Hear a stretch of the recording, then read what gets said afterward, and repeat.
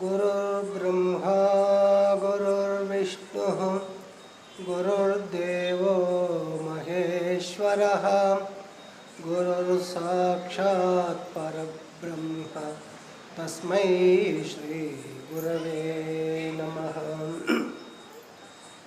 జగద్వంద జగదాధార జగద్గురువైనటువంటి సిద్ధారూఢ స్వామి మహారాజు యొక్క దివ్య చరణారవిందములకు అనంత కోటి ప్రణామాలు సమర్పిస్తూ మౌనవియోగి స్థితప్రజ్ఞు జగద్గురువు గురునాథారూఢ స్వామికి దివ్య చరణాలకు నమస్కరిస్తూ జగద్గురు వీరభద్రేశ్వర మహాస్వామి యొక్క దివ్య చరణాలకు నమస్కరిస్తూ విశ్వకుటుంబీ శివ అవతారి నా ఆరాధ్య దైవమైనటువంటి సద్గురుదేవుని యొక్క దివ్య చరణారవిందములకు అనంత కోటి ప్రమాణాలు సమర్పిస్తూ పరమపూజ్య సచ్చిదానంద స్వామి యొక్క దివ్య చరణాలకు నమస్కరిస్తూ పండితోత్తమైనటువంటి మల్లేశ్వరుని యొక్క స్వామీజీ యొక్క చిన్న శరణాలకు నమస్కరిస్తూ జగతః పితరౌ వందే పార్వతీ పరమేశ్వర స్వరూపులైన మీ అందరి చరణారవిందములకు పేరు పేరు నమస్కరిస్తూ శివాయ గురవే నమః అంటూ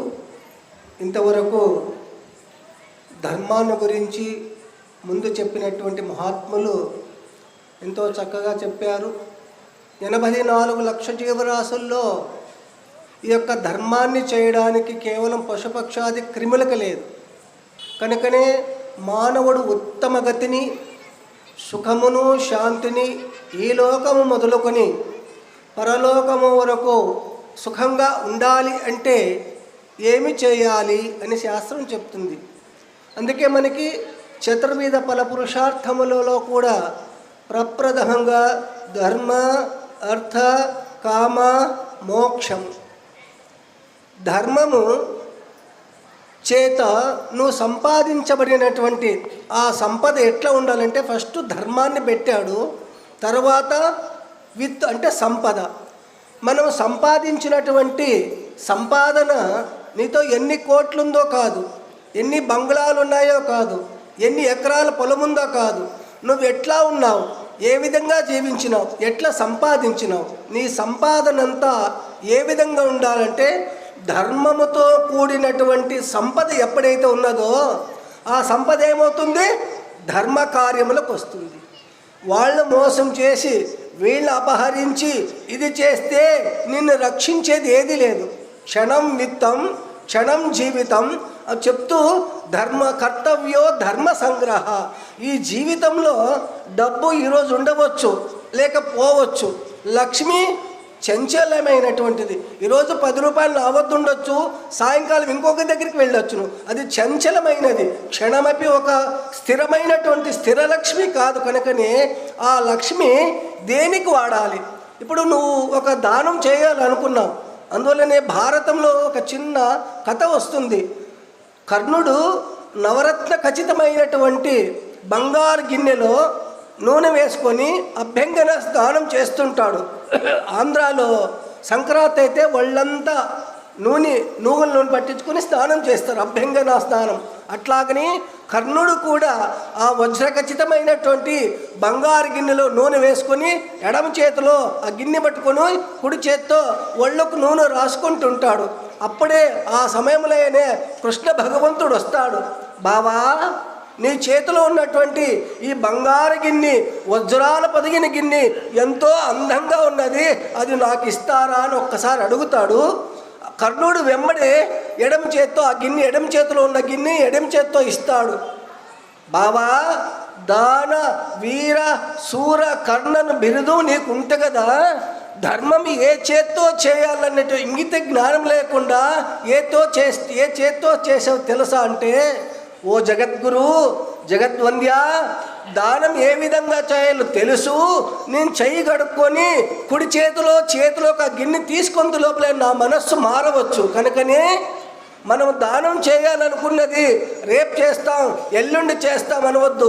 మంచి పని రాత్రి 12 గంటలకి హెచ్చరిక అయిందో లేచి దానం చెయ్యి, గురుసేవ చెయ్యి, గురువు యొక్క కార్యంలో వెళ్ళు. అదే సినిమాకి పోతా, ఇంకో దానికి పోతామంటే రేపు పోదాం, మర్నాడు పోదాం, ఒకదానికొకటి వాయిదా వేస్తుంటే ఆ పాపకర్మ వెళ్ళిపోతుంది. శుద్ధ అంతఃకరణమైనటువంటి ధర్మము చేత. అందుకనే మనం ఏ విధంగా సంపాదించాలి అంటే ధర్మబుద్ధితో. అందువలనే మనకు సుఖము శాంతి రావాలి. ఈరోజు 10 రూపాయలు ఉంది, ఆ 10 రూపాయలు నువ్వు ఎందుకోసం వాడుకుంటున్నావు? ఎవరిచ్చారు అది? ఇంతకు పూర్వం నువ్వు దానం చేసింటే కదా. అందువలని ఒక చిన్న కథ చెప్పి ముగిద్దాం. ఒక రైతు ప్రతిరోజు వాళ్ళ ఇంట్లో పెద్ద రైతు, మహా పెద్ద కుటుంబం, ఒక 100 ఎకరాలు ఉన్నటువంటి కుటుంబం.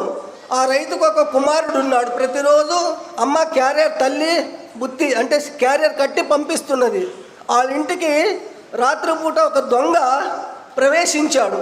ఇంట్లో దొంగతనం చేయడానికి వాళ్ళందరూ పనుకున్నాడు. వాళ్ళ అమ్మకు చెప్తాడు ఆ అబ్బాయి, అమ్మ నాకు ప్రతిరోజు ఒకే క్యారియర్ కట్టిస్తుంటివి, ఈరోజు 2 కట్టి అని అడుగుతాడు. ఎందుకు నాయన అని. ధర్మం అంటే అక్కడ ఎట్లా చెప్తాడంటే, ఎందుకు ప్రతిరోజు ఒకే క్యారియర్ తీసుకోపోతుంటు కదా, ఈరోజు 2 క్యారియర్లు ఎందుకంటే ఒకటి నాకి, రెండోది భూదేవికి అంటాడు. ఒకటి నాకి, రెండోది భూదేవికి అంటాడు. అరే ఎంత విచిత్రం ఉందే! పెడితే పశువులకు పెడతారు, లేకపోతే ఇంకొకరు మనుషులకు పెడతారు, పక్షులకు పెడతారు, మృగాలకు పెడతారు, భూదేవికి ఎట్లా పెడతావు అంటే అమ్మాని ఊరికే కట్టే అంటాడు. ఇదంతా దొంగవాడు వింటాడు, దొంగతనం చేసేకి వచ్చినటువంటి వ్యక్తి వింటాడు. వరే బాగా విచిత్రంగా ఉన్నది. ఎవరైనా మనుషులకు పెడతారు, మృగాలకు పెడతారు, పశువులకు పెడతారు, పక్షులకు పెడతారు, ఈ ఇంటి యజమానేమి భూదేవికి పెడతాడంట. అయితే ఈరోజు నేను దొంగతనం చేయకూడదు, తెల్లవారంత లోపలే వాళ్ళకి ముందు బయటికి వెళ్ళాలని బయటికి వెళ్ళిపోతాడు. ఆ అబ్బాయి 2 క్యారియర్లు తీసుకోపోతాడు, 2 సద్దులు. 2 క్యారియర్లు అక్కడ ఉన్న చెట్టుకు పెడతాడు. అంతా పొలంలో పని అంతా చేసిన తర్వాత ఆ 2 క్యారియర్లు పక్కలో పెట్టుకుంటాడు. ఆ దొంగ వస్తాడు, అయ్యా నేను మీ ఇంటికి దొంగతనానికి వచ్చాను, మీ తల్లిగారి దగ్గర ప్రతిరోజు ఒకే క్యారియర్ తీసుకోపోతుంటివి, ఈరోజు 2 క్యారియర్లు తీసుకోపోయినావు, అందులో ఏమని చెప్పావు? ఒకటి నాకి, రెండోది భూదేవికి అన్నావు. మరి 2 క్యారియర్లు ఉండే భూదేవి రాలేదు కదా అంటాడు. అయ్యా నాయన, ఫస్ట్ ఇది క్యారియర్ తిను. ఆయన దొంగ ఒక క్యారియరు, ఆ ఇంటి యజమాని ఒక క్యారియర్ తింటాడు. ఆ తర్వాత దొంగ అడుగుతాడు, ఇది భూదేవికి ఎక్కడ పెట్టావు? ఒకటి నాకు పెట్టావు, ఒకటి నువ్వు తిన్నావు. అప్పుడు చెప్తాడు ఆయన, నేను తిన్నది భూమి పాలైంది, నీకు పెట్టినది నా పాలైంది అంటాడు. కనుకనే మనం తిన్నది ఏమవుతుంది? భూమి పాలవుతుంది. దాసి ఏం చేస్తుంది? పరులకు పాలవుని.